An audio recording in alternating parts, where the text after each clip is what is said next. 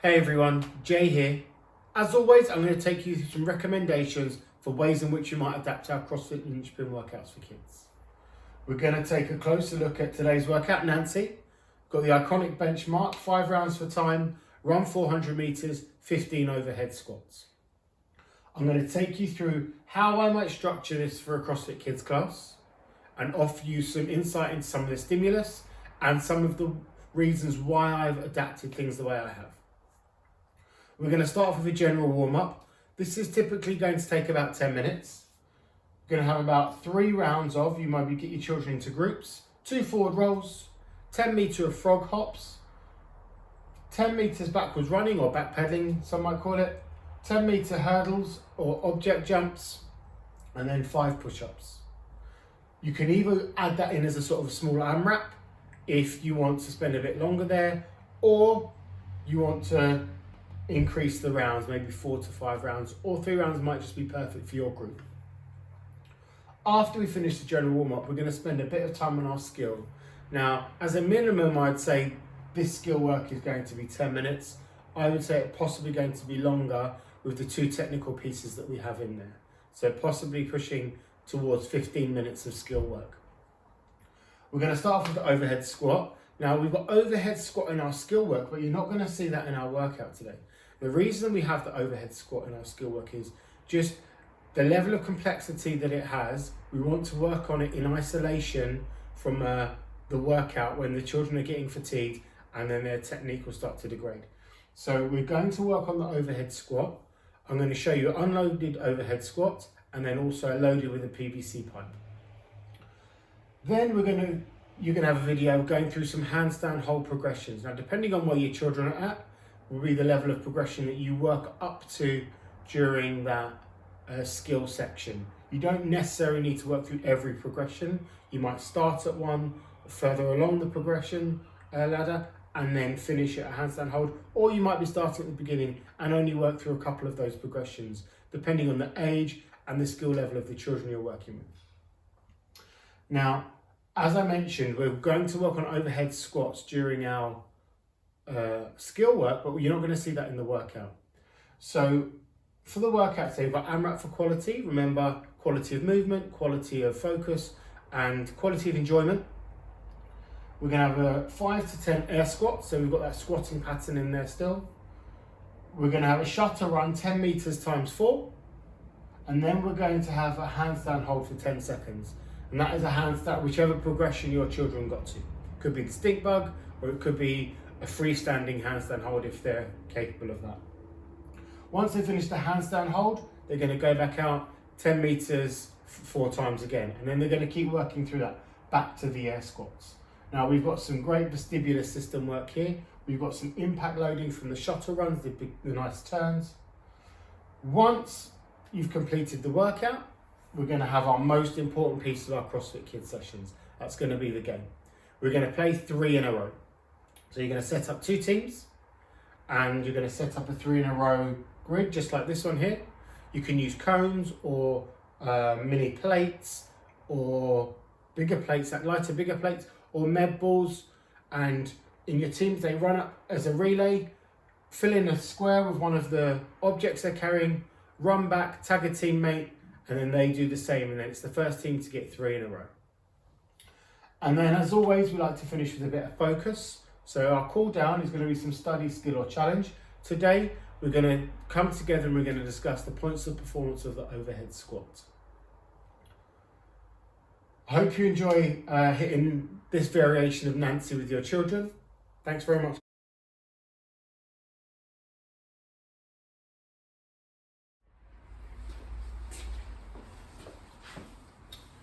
Jonah here is going to take us through some overhead squat progressions. Now, the 2 things that we're thinking on building on with an overhead squat is going to be our air squat. So your children are going to have known the points of performance required for an air squat, and then the overhead position. So we're going to teach it unloaded first of all, before we put a PVC pipe or a bar in their hands.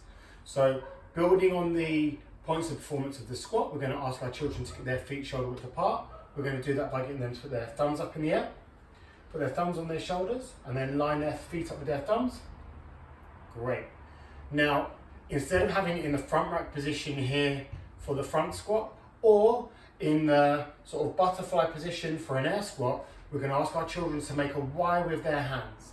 So he's going to make a Y with his arms, and he's going to push his shoulders up, so he's going to push his shoulders to his ears, and then we're also going to say, can you hide your ears with your arms?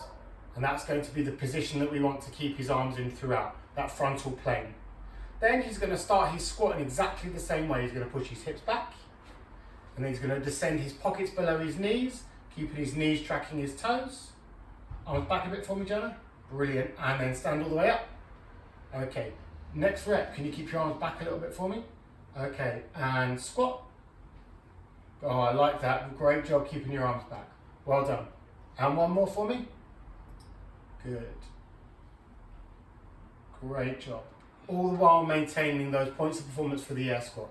So feet shoulder width apart, line of action, so hips going back and down, knees tracking the toes, neutral lumbar curve, and then we've just got the added points of performance of the overhead position. So overhead position is making the Y. Make the Y. He's going to push his shoulders up, so he's going to hold up the sky as the cue we're going to use. And then we're going to cover your ears with your arms. Okay, so shoulders to ears, and then keeping your ears covered with your arms. And that's going to keep them in that nice frontal plane. Okay, so once we have some more advanced children, or we're working with teens, we can start using an object for the overhead squat. So we're obviously going to start with a PVC pipe, and then once they're secure with points of performance and their movements have a good quality, we can start implementing more load, so possibly using a barbell. So I'm going to use the same points of performance as the unloaded air squat, except with a load, with a PVC pipe or an object. So I'm going to ask Jonah to take the bar over his head, and he's going to shrug his arms up, so he's pushing his shoulders to his ears. He's going to hold up the sky, and I'm also going to ask him to bend the bar a little bit, so he's opening up those armpits. Great. He's going to get his feet shoulder width apart, and then he's going to start the movement by sending his hips back. Going to keep the bar in line with his ears, so he's hiding his ears with his arms, and then he's going to put his pockets below his knees, and then he's going to stand all the way up. Good job. Just keep that bar back a little touch more. There you go. Nice. Keep that bar there for me. And hips back, and squat, pockets below your knees. And stand. Great job. Well done. Reset. Good job.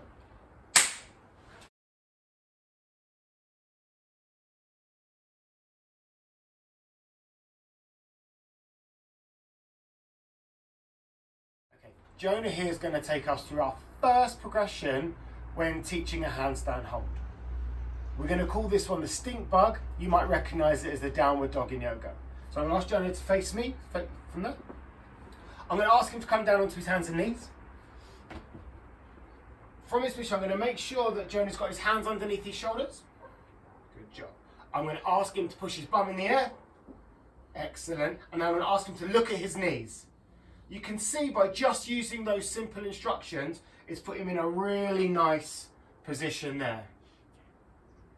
And rest.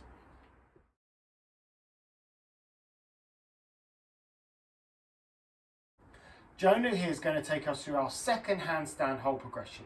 We're going to use a wall walk to get them into a more inverted position than they were with the stink bug hold. So I'm going to ask Jonah to lie down on his belly with his feet against the wall. He's going to have his hands underneath his shoulders. Moving on to this progression, your children would have had experience holding the plank position. So I'm going to ask Jonah to get himself into a plank. He's going to take one step up the wall. He's going to take another step up the wall to match his feet. And then he's going to just look at the wall, keeping his ears, hiding his ears with his arms. And he's got a nice hollow position here, straight legs. And he's going to hold that position for as long as he needs to in the warm up, the skill, or the workout. And then he's just going to walk himself down onto the floor. Good job. With our wall walk, we can increase the level that the children are becoming inverted to increase the complexity depending on their skill level. So Jonah's going to show us what a wall walk looks like. He's going to push up into a plank, he's going to step himself up onto the wall, and then gradually he's going to walk his hands towards the wall while walking his feet up, maintaining a nice hollow body position, pointing his toes, pushing up, down into the ground. So he's pushing away from the ground. And then to come out of that position, he's going to walk himself down. If you have children that are able to get in that position, make sure that they can forward roll, because the forward roll is the way that we would teach the children to bail out of that should they need to fall forwards. They would tuck their chin and then roll out of the wall facing handstand hold.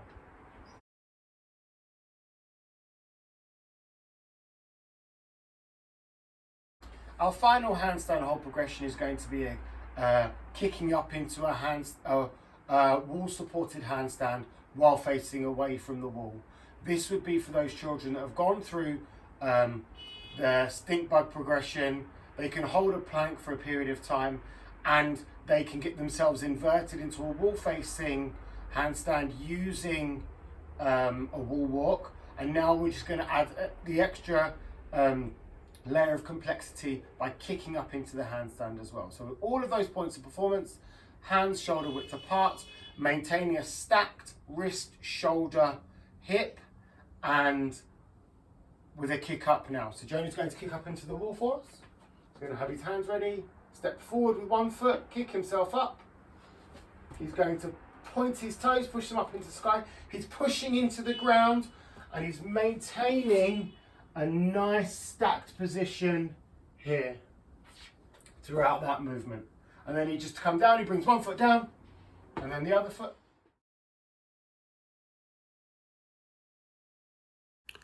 Okay, so for our workout today, we're going to start off with 5 to 10 air squats. Now remember, when you're coaching the air squat, you could just be focusing on one point of performance. It could be their line of action. It could be maintaining neutral lumbar curve. It could be their foot position, depending on where they're at with that movement. So once they finish the air squats, they're going to run out and they're going to perform 4 10-meter shuttles. So there and back. Nice and explosive.